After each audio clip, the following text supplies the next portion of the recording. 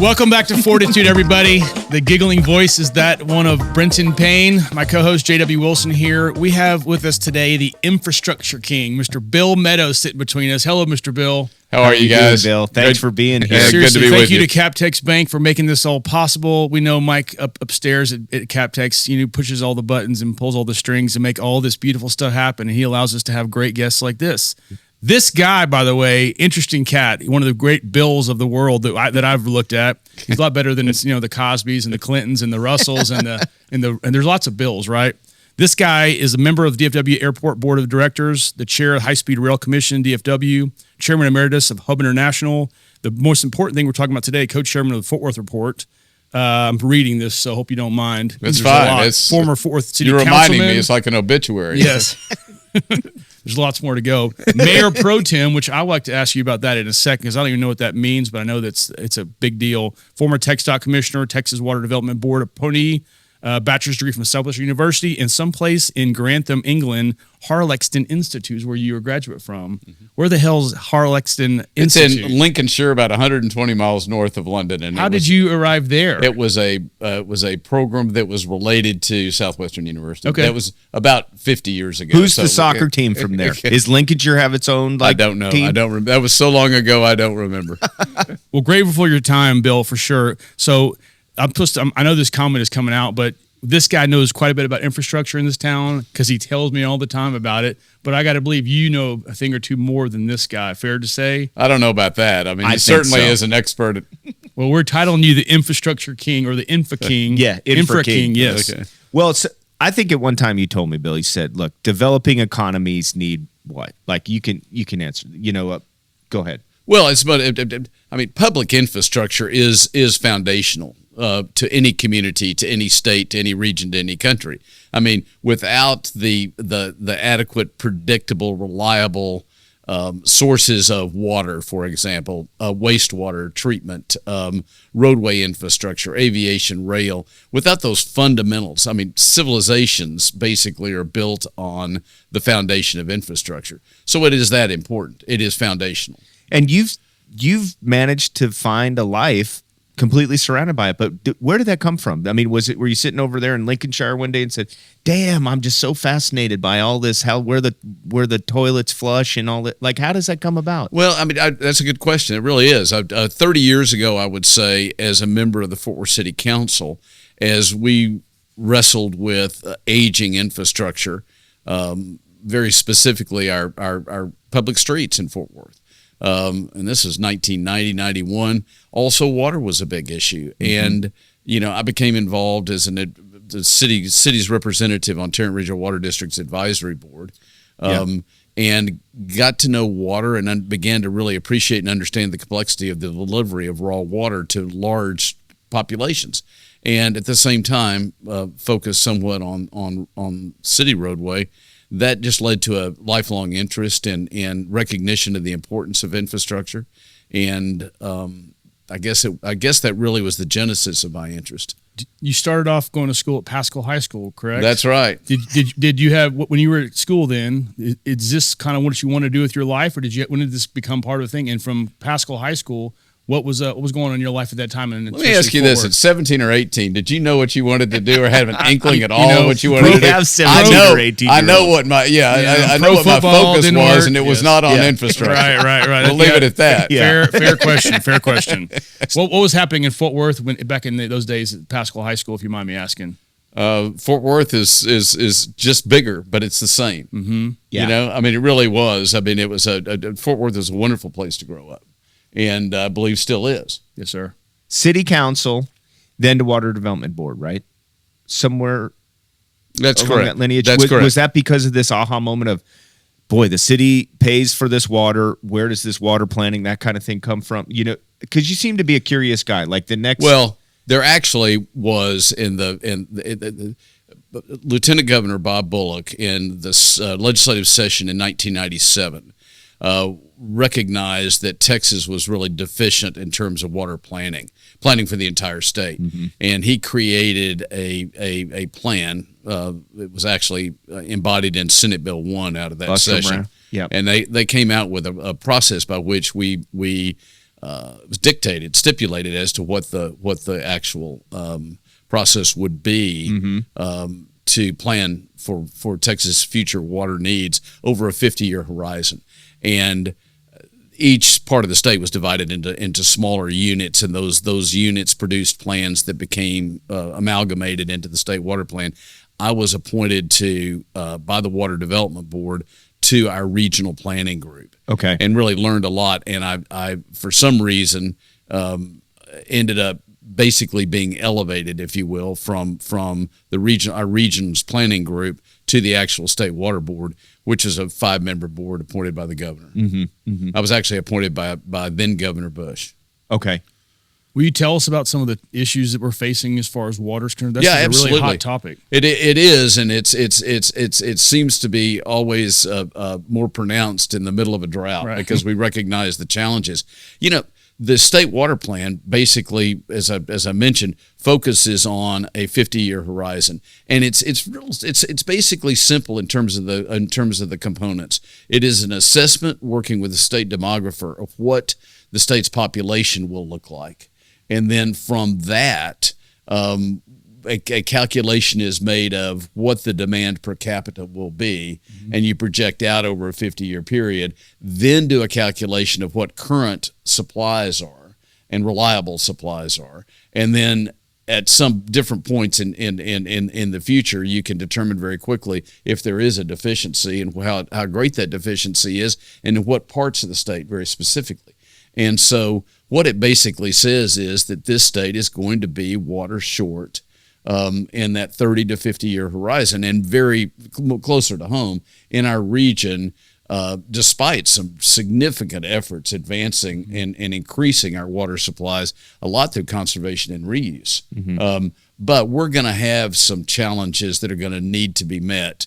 And many will argue that conservation and reuse will not enable us to accomplish it, and we're going to need to look for a new water source.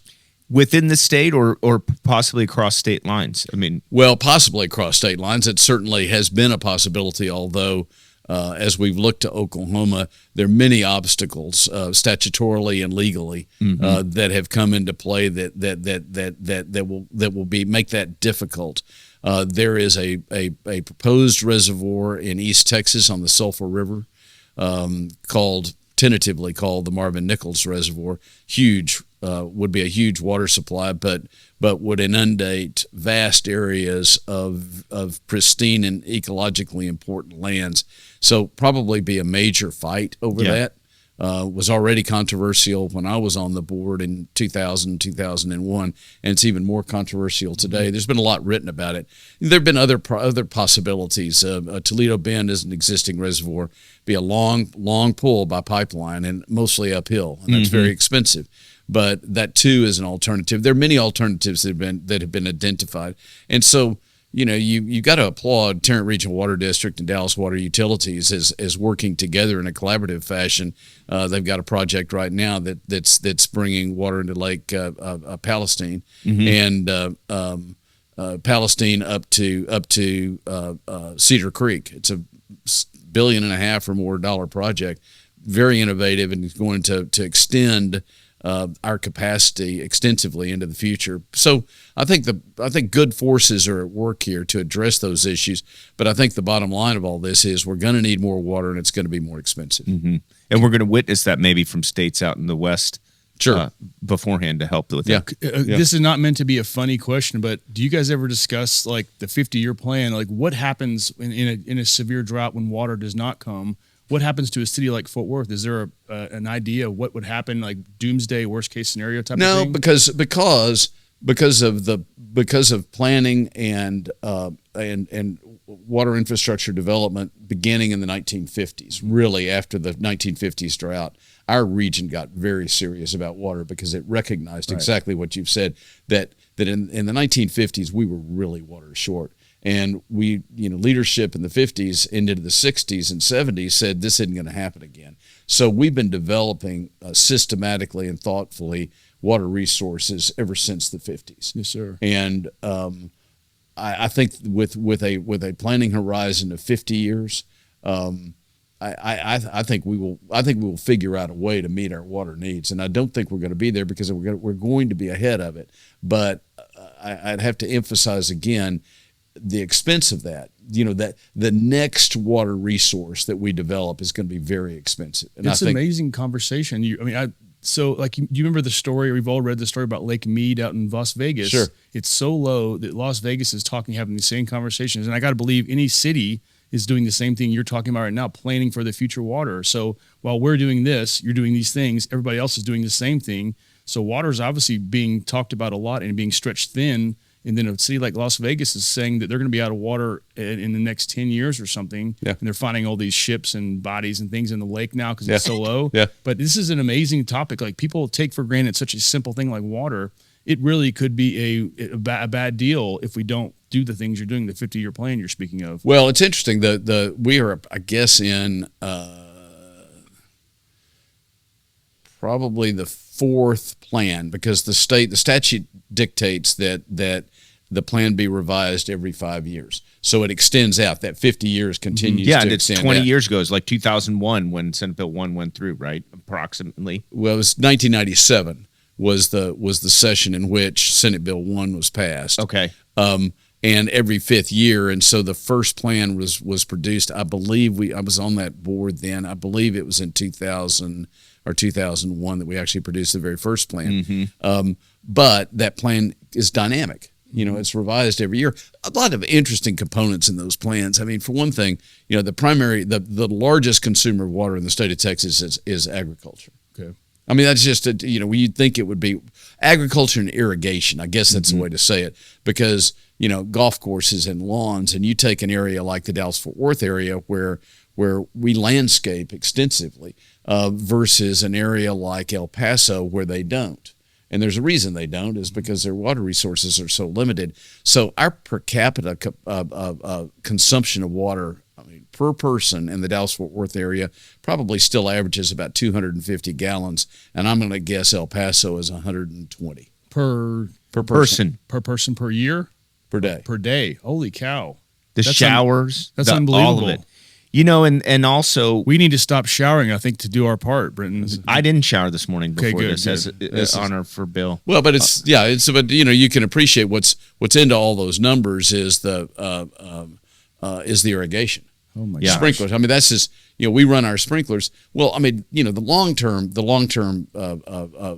long-term fixes, if you will, is going to be continuing to reduce that consumption. Mm-hmm. And that's into the future. I think we can all still have our St. Augustine lawns for a little while longer. Good. Well, but then to take it to a more macro level, that's something that I asked you.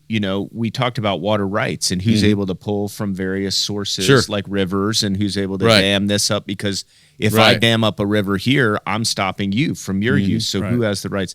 But then you were really articulate one time, and you said to me, well, Brenton, I mean, the source of marine life begins in these bays, and so maybe get into that, Bill. Well, there's and then there's that. I mean, it's some of our reuse efforts are really interesting, utilizing these wetland cells at Richland Chambers Reservoir southeast of Fort Worth, which is one of Tarrant Regional Water District's premier reservoirs, and really very important to our system.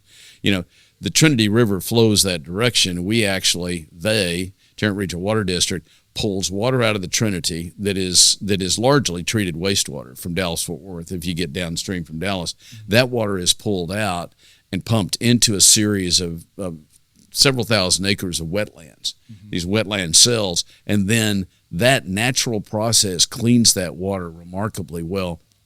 That water goes back into Richland Chambers and is piped back up to Fort Worth. Mm-hmm. So it's basically a circulation system. And what that means, though, is that water, as it continues to stay in circulation, does not stay in the river and ultimately go into Trinity Bay. Mm-hmm. And what we know is that much marine life, is created in our bay systems. And that means that fresh water is an essential element to that, the mix of fresh and salt. Mm-hmm. And, we have to ensure that we have a constant flow of fresh water into our bay and estuary systems. So there's a whole environmental overlay that further complicates this question. Yeah.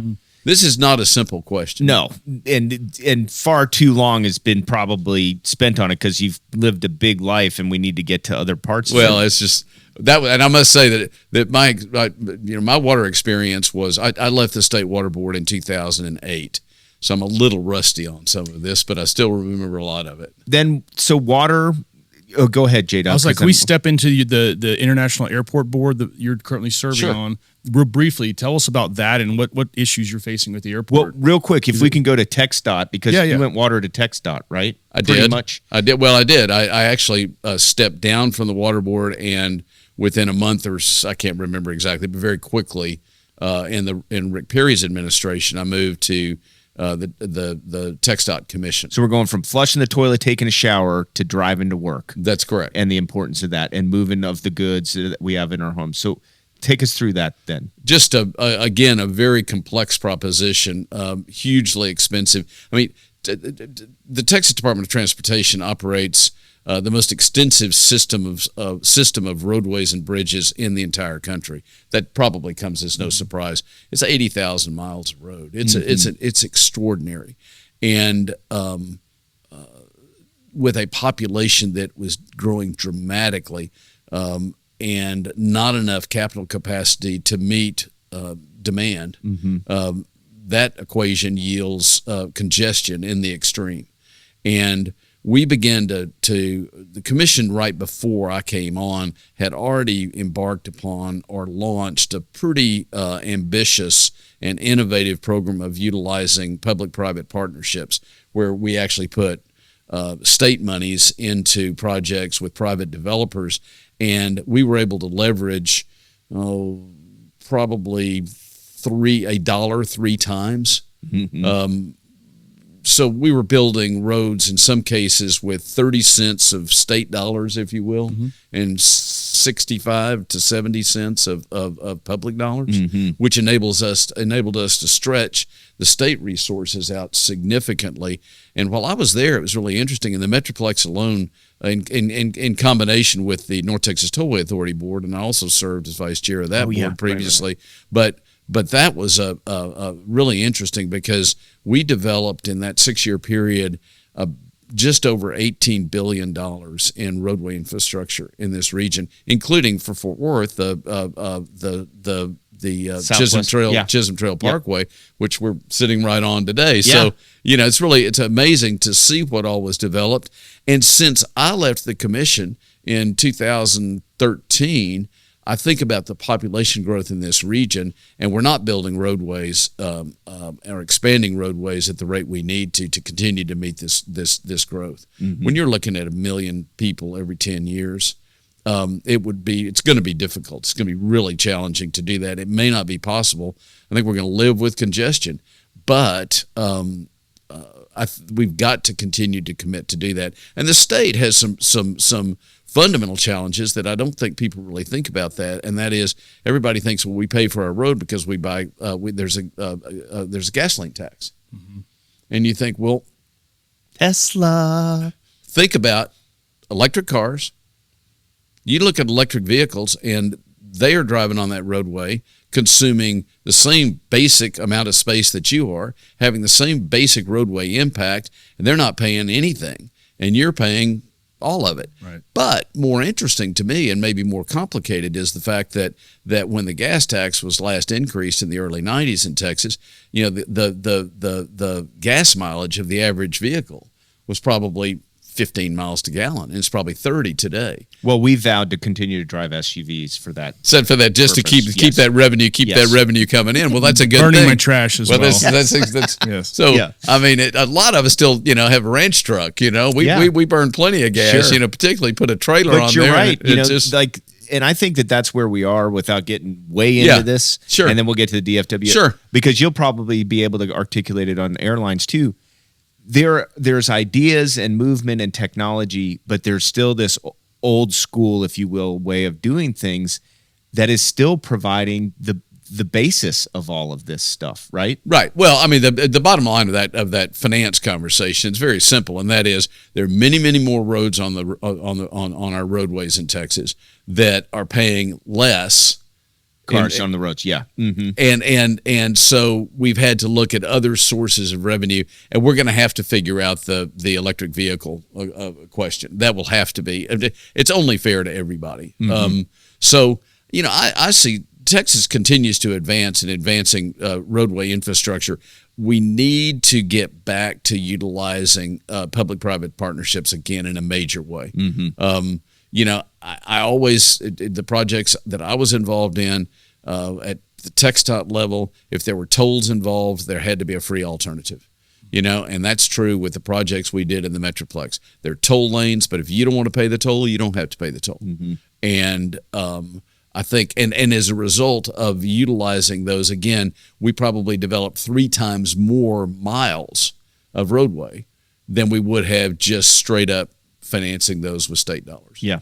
So that's kind of where I see the state's transportation future. That's really interesting, Bill. Seriously, we could spend an hour on each of these topics. Sure. Now we absolutely. move to the DFW Airport. Okay. Board. What are some issues that are facing the airport right now, and tell us what's going on Well, there. I mean, let's begin with this. DFW Airport right now is, from a passenger perspective, number of passengers that come through DFW Airport, we're positioned as the second busiest airport in the world. Oh, wow. I don't think people know that. Absolutely. I mean, we serve over 250 nonstop destinations on a daily basis.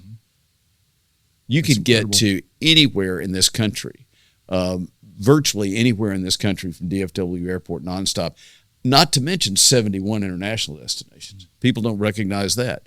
We have probably 12 to 14 million. It's off a little bit because of COVID coming back, but international passengers. And we serve Asia. You think about the countries that we serve international, extensive system in Europe, South America, Mexico, and the Middle East. Number 2 in the world. Who's number 1?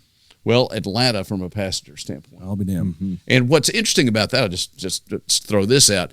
Atlanta has a single airport, and they have just over 100,000 passengers. We'll have 100 million passengers. We'll probably have, I think, budgeted to have 78 million in this year.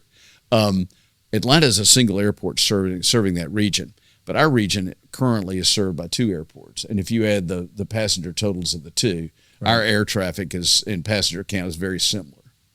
But that's all about bragging rights. The fact is that more importantly and significantly, it has been the single most important and dynamic economic catalyst for this region. If you look at corporate relocations and you look at new businesses, DFW Airport would be at the very top of their list as to why they located here. I mean, if we walked over to Toyota in Plano today and say, why are you here? Absent DFW, they would not be here. Right. They're nonstop. I mean, they have nonstop flights on a daily basis to Japan on a daily basis. Kubota. Just go down the list of companies that are here, the big relocations, the Fortune 500 companies, but not just the Fortune 500 companies. It is all the smaller business that cumulatively are maybe more important. Like the tentacles that come off of those big sure, companies absolutely, too. absolutely. It's like an exponential effect. So that is now DFW Airport as a facility is basically a city. You're talking about the economic impact of DFW is estimated to be about $40 billion on an annual basis. $40 billion. Amazing. It really is. And you look at the number of direct employees out there. I mean, the employment base out there is several 100,000. By the time you go through the airlines and all the suppliers and the concessionaires, DFW, we have about 2,000 employees, direct employees of the airport. But it's really an exciting place, and sometimes I don't think I really appreciate what we have. Well, think about it. You live in Austin. You got to get on a little jaunt to come to DFW. Like, this is the place that you leave. That's right. And from all over, and I guess exceeding Houston too, with those flights, right? Well, Houston's about 40 in the 40s, 40, Yeah. 40 million passengers, and we're at close to 80. Yeah. So that tells you. Sure. Bill, how often does the board meet at the airport? How often do you deal with airport issues? The actual board meetings are the first week of every month, and there are a series of committee meetings. I currently chair the operations committee. I chaired the board in the past, but now I chair the operations committee. The committees of the board meet the first Tuesday of every month, and then the full board meets. The full board meets on the first Thursday of every month. But in addition to that, particularly the committee chairs are pretty involved on a weekly basis in a number of different issues. I imagine this is some intense meetings you guys are having with all this going on that you just said. Holy cow! It's So okay, so then let's move to, because some people might think that these compete with each other, the high speed rail stuff. Yeah. So how does that all work, and how does it work in your mind too? Where clearly you think there's enough for everybody, enough people here to move all of them Oh, around. absolutely. I mean, given just if you step back and talk about, just remember what I was talking about in terms of our roadway infrastructure and congestion. You look at the links between our major metropolitan areas in the state of Texas and, I-35, I-45, both are congested significantly and not going to get better. I mean, as we grow, they're going to, traffic will continue to increase. It's difficult to even consider expanding. We just finished a $2 billion expansion on 35, adding a third lane. I mean, adding a third lane on each side for 91 miles from Hillsborough south. That was done when I was on the commission. Just was funded and was finished a couple of years ago. And we never seem to be able to catch up to that growth. So it's natural to think that there may be another alternative. The other thing to note is that airlines like a Southwest, that's bread and butter was always Dallas Love, Houston Hobby, and our Houston Hobby Dallas Love if you live in Houston. You think about that, and their daily flights in 1995 were something like 38. I mean, I've seen that number before, and it's probably 20 today. Yeah. Southwest has better economic opportunities in terms of deploying that capital asset. They can make more money flying to distance. And remember, about 35% of an airline's cost is fuel. And that's just a rough average. But, a jet aircraft consumes its fuel on takeoff and climbing. And once it gets to 30-something thousand feet with that thin air, it's sipping fuel. And so, you can charge more for the longer flight and make more money. Yeah. So the short hauls are not, as I assume, and I'm not in the airline business, but my assumption is that there's greater profitability on the longer flights, then therefore, that's going to happen. So that brings us to high-speed rail and why high-speed rail might fit. If you get to Japan and look at the high-speed rail system in Japan, anything that's a 200-mile or 250-mile distance, there is no air service. It's all high-speed rail. Yeah. It's just the way it is, and very efficient. The Japanese trains move 1,000 people or so per train at speeds, up to 200. I mean, it's pretty extraordinary. In Texas, this Texas Central Rail Project, which is a private venture that was a joint venture, really, I'm going to describe it as a joint venture. I don't know its exact structure, but it's between Japanese interests and local interests, private interests. That project or that arrangement seems to be in a state of flux at this point. Yeah. We created the High-Speed Rail Commission, DFW, recognizing that their initial proposal, had that train running from Houston to Dallas. And we on the west side of the Metroplex were concerned that if that was the terminus of the train, that it could have a serious negative impact on the western side of the Metroplex, specifically Fort Worth. And so some of us in Fort Worth lobbied for that, and I agreed to chair that initiative. So we've worked pretty closely with the Texas Central Rail people and really through the Council of Governments, the Regional Transportation Council, who's kind of taken the lead for us in advancing the project. we actually have a Dallas to Fort Worth project that's in the environmental evaluation stage. We have not identified sources of capital. We've talked to a number of different international entities who have had an interest in perhaps joining with us in developing the project. I think the project is it's dependent upon, or maybe even contingent upon, the Houston to Dallas piece being developed. That would trigger, and we probably would work and are already working very closely with Texas Central Rail in their planning. Yep.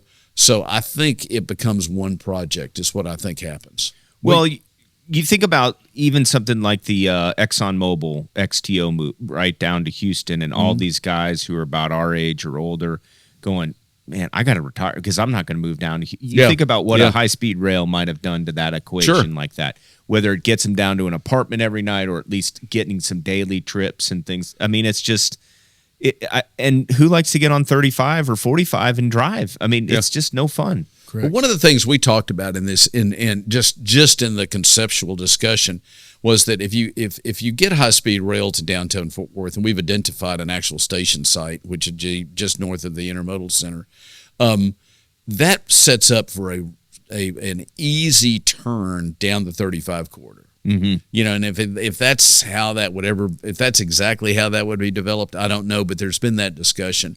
So, you know, you're talking about probably. I think Texas Central Rail was projecting an hour and 15-minute run from Dallas to Houston. That's pretty fast. Yeah. That's really faster than you could do it. The actual full travel time from Dallas to Fort Worth. And if you're in a jet aircraft, if you get on Southwest, just the time. By the time you get to the airport, you check in. There's this is very different. I mean, you step on the train, an hour and 15 minutes, you're there. Yeah. And the Dallas station location is just south of downtown. You know, so in our station, you know, in downtown Fort Worth, the way we have it, that would be another probably less than 20-minute run from Dallas to Fort Worth. Right. Austin would be maybe an hour, maybe. Yeah. Bill, this has been a long-standing issue, and people have talked about this high-speed rail thing for a while. Is there a realistic expectation of when this might actually go down? Because no. I think is it so far? Is it 10 years plus? I think so. I really do, just because the environmental clearance, the Texas Central Rail project was fairly far along, and I don't, again, know what transpired. It seems to be in a state of flux, I think is what I said, and I think that's it. It's kind of unknown, and I think they're working through some challenges. I think if they work through those challenges, identify the sources of capital necessary to develop a project, I think that project could advance very quickly. Right. I mean, but they've got it. But those are big buts. I mean, those are big obstacles to get over, and I've got some confidence in that leadership. You know, you got a good Fort Worth guy, John Kleinheim's very involved. He's as smart as they come. You know, you got Jack Matthews in Dallas is very involved. Same. I mean, you've got some good people that are involved in that project, and I'm betting they'll make it happen. Right. Yeah. But I couldn't tell you what the time frame is on that one. That one's tough. Bill, your civic engagement is incredible. Whether it be through boards and all these things you're doing, are you one of those guys that we know that has a hard time saying no to people? You seem to be involved in so many things. This is incredible. Well, I have the opportunity. I really have been blessed with many opportunities, and I have to really carefully assess, you know, any requests that I get at this point in time, because I'd like to slow down a little bit, and you know, I don't do anything unless I really feel like that I could be accretive to a positive outcome. I really don't. I just don't do it. If I feel like I can actually have a positive effect on something, you know, then I'd get involved. And speaking of positive effects, your most recent endeavor, the Fort Worth Report. Look at the way you. I was going to jump in with piece de resistance. My God, it's like you're figure skating with. I was holding on to that hook for the one last chance. Beautiful. Well, I mean, the thank you for asking. I mean, that's really exciting for me, and I think for Fort Worth.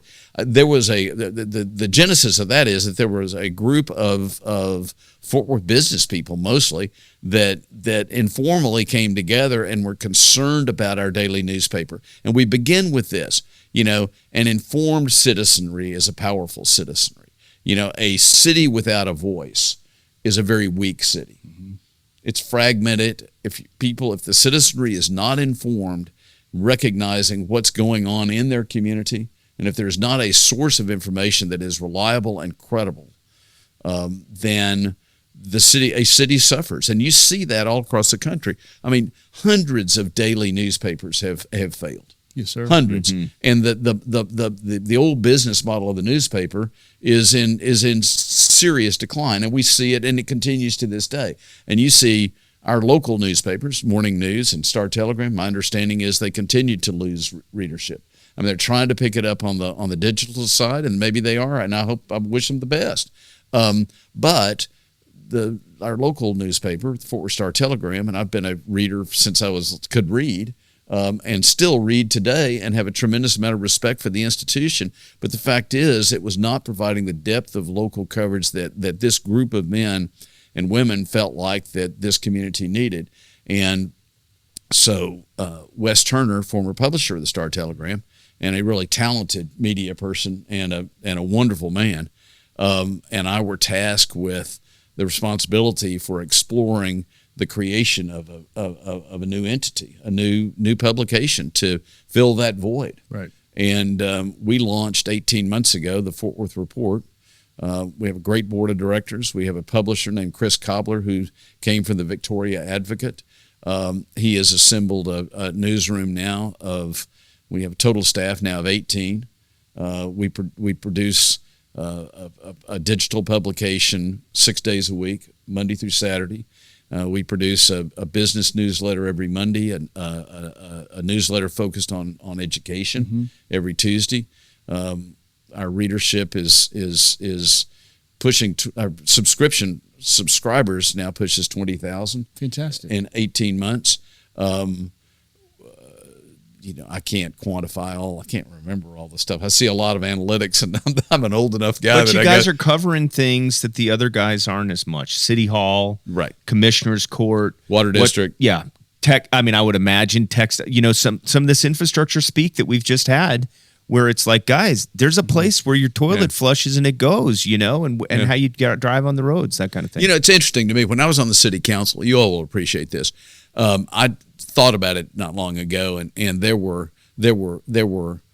5 Star Telegram reporters or columnists that on a daily basis, regular basis, covered Fort Worth City Hall. Now I want to tell you, we had 2 Dallas Morning News reporters, 1 full-time, 1 part-time covered City Hall, in addition to all of the broadcast media. And if you don't think that builds an element of real accountability into your elected officials, those elected bodies, you're crazy. Because I'm telling you, you thought about every decision because you knew every word you spoke and every action you took was going to be reported and reported on extensively. And that newspaper was landing on the doorsteps of over 200,000 households every day. And that was the old adage, right? You don't want to be on the cover of that the next day. And I think that is one of the cornerstones of our democracy and in participatory government. If you don't have a citizenry that is informed, that really understands what's going on, that asks hard questions of elected officials and public officials, city managers, for example, those make a difference. And absent that, bad things happen. What if somebody comes to you and says, but you're nonprofit and you're taking money from foundations who have their own ideas? Is there a firewall there? And yes, let me just say that's a great question. Thank you for asking. We have an absolute impenetrable firewall between our board of directors, governance, if you will, and the newsroom. I don't see a story before it's published. I don't know what they're writing about. I just know it's important. And I know that in order for them to be successful, that they're going to have the financial resources necessary to be successful. And Wes and I have led the effort to raise those funds. And we really our focus on transparency in that regard is intense. I mean, if a story even mentions or hints of, say, a foundation that's been a contributor, that's disclosed. We disclose all of our contributors. Our board of directors is fully disclosed. There are other models for this in the country. Yeah. So just so everyone, our 5 readers or our 5 audience members know, that was not a planned question. And when I was asking, I was like, oh man, am I going to piss Bill off by asking this right now? I was like, this could go either way. So I'm glad it went the way. Bill, I'm happy to report to you, you're sitting with 2 subscribers here in front of you today. Okay, well, thank you. Yeah. Thank you. Love I'm it. glad. Yeah. But I got to tell you, so our parent company, Roxanne Media House, Right. we employ several people that are former Star Telegram writers of sorts.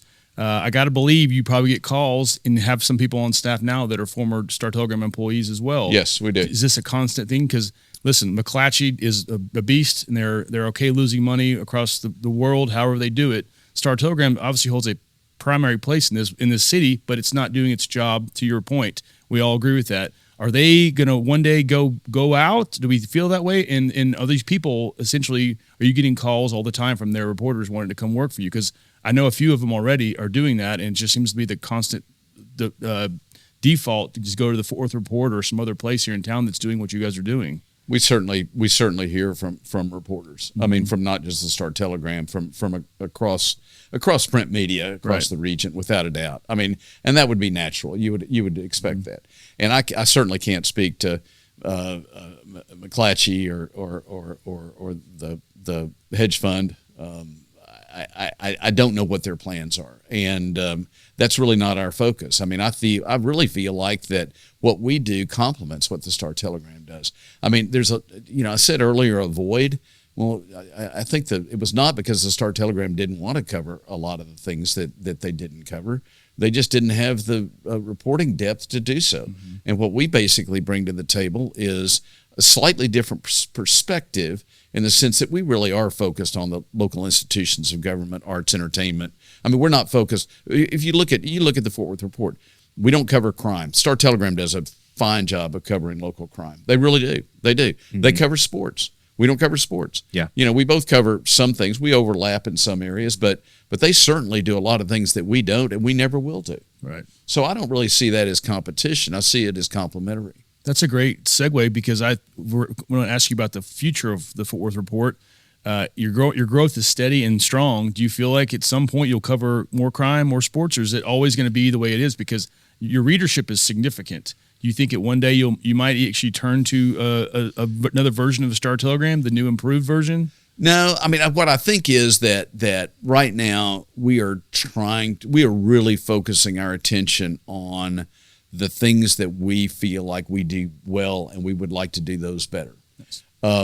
But I do think that there are areas in which we could enhance our coverage. I think that we could certainly enhance our arts and entertainment coverage, because I think Fort Worth is such a rich place in that regard, and there's so many cool and exciting things going on in this community. Yeah. I'd like to cover more of that.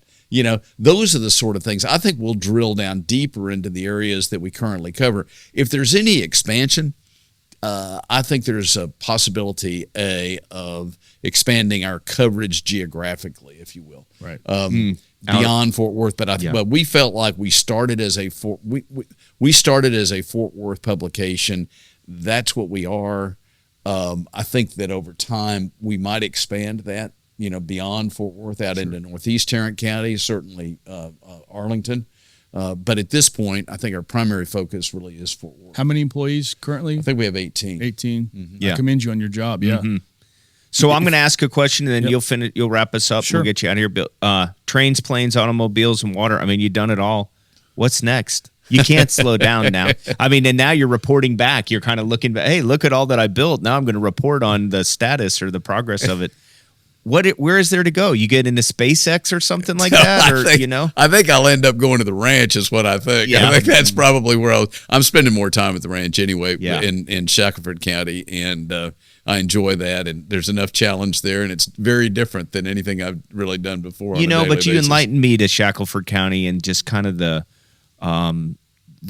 incredible place that is, as far as the almost, I would call it like ranch royalty in this state that exists there. It's almost like a Hamptons of a sort or something. Well, let's be clear. I'm not ranch royalty. No, but it's it's a beautiful place and a fantastic place, and I commend you for it. Really is yeah. really remarkable. It really is a remarkable place, and such a in many ways a wonderful retrospective if one wants to take it, look at it that way as to what Texas was in 1920 and 30 and 40. You know, it's and still very vibrant and alive, and that's fun to see because it's one of the things that makes us unique. And frankly, that element exists in Fort Worth. Yeah. Well, It's why still is that very so alive. meaningful to you? Were your folks like that? Did they instill that in you? Or I think where so. That, yeah. I think so. Yeah. Okay. I think so. Yeah. So a few months ago, I was at a dinner for the Clyburn competition, and I had the privilege of sitting next to this lovely lady. Her name was Hannah. You might call her your daughter, I believe.